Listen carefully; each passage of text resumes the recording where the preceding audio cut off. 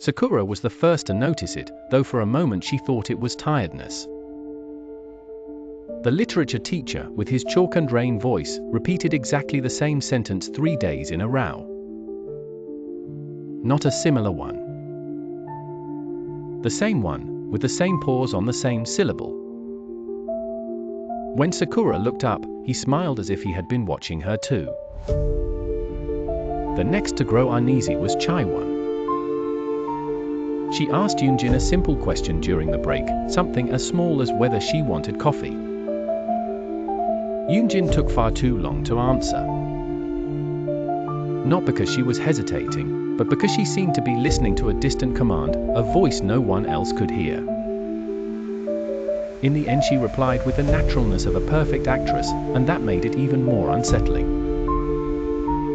Eunchai saw it in the street.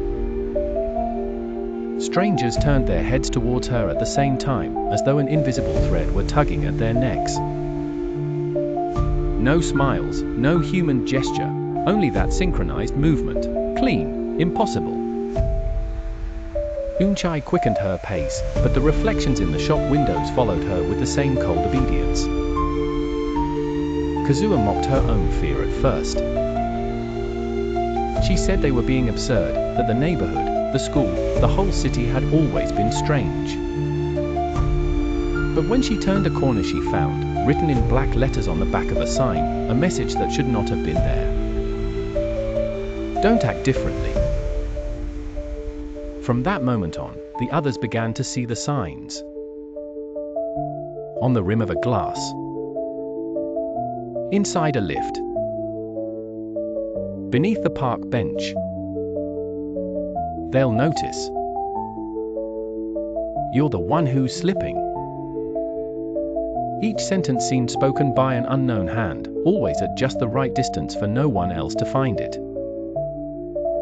None of them said aloud what they thought, because the more they looked at one another, the more they felt the same terror. They had begun to act afraid of being found out, as though the mere doubt itself were a breach of the script.